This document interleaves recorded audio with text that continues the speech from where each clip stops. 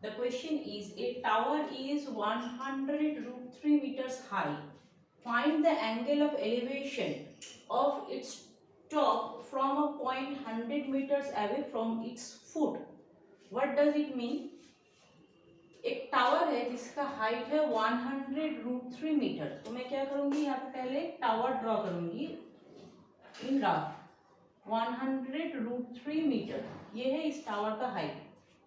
अभी बोल रहा है find the angle of elevation. What does this word mean, angle of elevation? Angle of elevation का मतलब होता है कोई एक इंसान या फिर कोई एक ऑब्जेक्ट जो भी हो वो नीचे से ऊपर की तरफ इस एंगल में देख रहा है। ठीक है, कोई एक चीज उसके हाइट से ऊपर है और उस चीज को वो इस तरह से फेस अपवर्ड करके देख रहा है। ठीक है, तो इसको हम बोलते हैं एंगल ऑफ एलिवेशन। तो यहाँ पे ये एंगल ऑफ एलिवेशन हो रहा है, इसका मतलब कोई एक नीचे से ऊपर को देख रहा है। किसको? Angle of elevation of its top. किसका टॉप? ये जो टावर है इसका टॉप, ये पोजीशन को कोई एक देख रहा है। कहाँ से? From a point 100 metres away from its foot. इसका मतलब क्या हुआ, ये जो टावर है, टावर का जो फुट है मतलब ये पोजीशन, यहाँ से 100 मीटर अवे, 100 मीटर दूर से यहाँ पे कोई एक खड़ा हुआ है जो इस पॉइंट को, टॉप ऑफ द टावर को इस तरह से देख रहा है नीचे से ऊपर तक।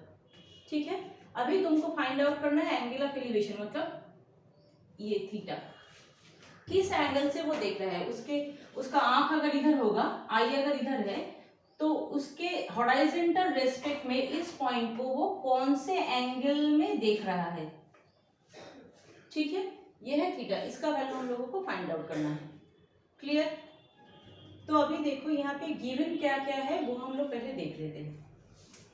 ये जो कंसेप्ट है ना हाइट एंड डिस्टेंस चैप्टर का, या फिर एप्लीकेशन ऑफ ट्रिगोनोमेट्री, क्योंकि ये एप्लीकेशन ऑफ ट्रिगोनोमेट्री है और हाइट एंड डिस्टेंस का कंसेप्ट है, तो बेसिकली यहाँ पे हर एक ट्रायंगल जो फॉर्मेशन होगा वो राइट एंगल के हिसाब से फॉर्मेशन होगा। दैट मीन्स क्या है, देखो ये बेस है और ये टावर है। टावर तो हमेशा बेस में सीधा ही ऐसे खड़ा रहता है, वो इस तरह तो टावर होता नहीं है। टोटली सिंपली अगर ये बेस है तो इस तरह से टावर सीधा खड़ा रहेगा। तो बिटवीन द एंगल, इन दोनों के बीच में एंगल हमेशा 90 डिग्री होता है। ठीक है, तो ये क्योंकि ट्रिगोनोमेट्री कॉन्सेप्ट के ऊपर हम कर रहे हैं तो हमेशा जो भी ट्रायंगल बनेगा वो राइट एंगल के रिस्पेक्ट में ही बनेगा। तो अगर ये राइट एंगल है तो हम लोगों को डिफाइन करना होगा यहाँ पे पहले कि कौन सा बेस है, कौन सा हाइट है और कौन सा है हाइपोटेनस।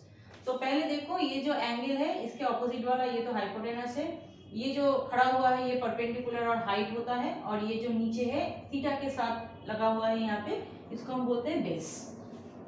ठीक है, अभी यहाँ पे ट्रिगोनोमेट्री में हम लोगों ने 6 टाइप्स ऑफ ट्रिगोनोमेट्रिक फंक्शंस सीखा है। Sine, cosec, tan, cot, sec and cos. ये जो 6 ट्रिगोनोमेट्रिक फंक्शंस है, इसी फंक्शन में से कुछ ना कुछ यहाँ पे अप्लाई होगा। इन 6 में से कौन सा अप्लाई होगा ये डिपेंड करेगा तुमको क्या क्या पता है इसके ऊपर। जैसे इस एग्जाम्पल में अगर मैं देखूं तो मुझको परपेंडिकुलर, इसका मतलब हाइट पता है, और उसके साथ साथ मुझको बेस पता है। तो हाइट और बेस, इसका फॉर्मूला कौन सा है? tan थीटा है ना। tan थीटा का वैल्यू होता है हाइट एंड बेस। ट्रिगोनोमेट्री का बहुत सारा वीडियोस मेरे चैनल में दिया हुआ है, अगर किसी को नहीं पता है वो सारे वीडियोस पहले देख लो, क्योंकि ट्रिगोनोमेट्री अगर अच्छी तरह से नहीं आता है तो फिर ये नहीं कर पाओगे, because it is application of trigonometry. Okay, so height by base is tan theta. तो यहाँ पे मुझको हाइट पता है, बेस पता है, उसके रिस्पेक्ट में मैं इसको डिफाइन करूंगी। तो पहले मैं इस डायग्राम का नेमिंग कर देती हूँ ABC। ओके, तो इस डायग्राम के हिसाब से हम क्या लिखेंगे, in triangle ABC, in triangle ABC, और लिख सकते हो in right angle triangle ABC, कुछ भी हो, AB बाई BC। AB क्या है? हाइट है, A से B तक हाइट है, B से C तक क्या है? बेस है। हाइट बाई बेस, इसका वैल्यू क्या होता है? tan थीटा, क्योंकि इस एंगल को मैंने थीटा कंसीडर किया है, एक एक्यूट एंगल है थीटा, इसके अकॉर्डिंग टू ये है हाइट और इसके अकॉर्डिंगली ये है बेस, इसलिए हाइट बाई बेस हो गया मेरा tan थीटा, और ये हाइट AB और ये है बेस BC। तो यहाँ पे मैं क्या करूंगी, अभी tan थीटा इसको तो इस तरह से लिखना होगा, और AB का value, AB is the height, वो मुझको पता है 100√3, बेस का वैल्यू पता है बाई 100, ये कैंसिल आउट होने से ये हो जाता है √3।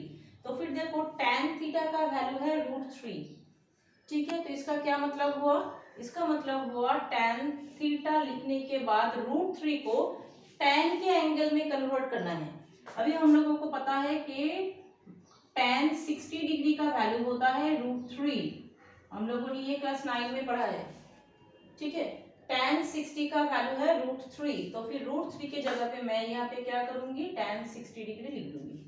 तो फिर क्या हो जाएगा, both side tan tan cancel होने से थीटा का वैल्यू कितना हो जाता है यहाँ पे 60 डिग्री। तो what was my question, find the angle of elevation. तो angle of elevation is 60 degree. यहाँ पे स्टेटमेंट उस तरह से लिखना है, angle of elevation is 60 degree.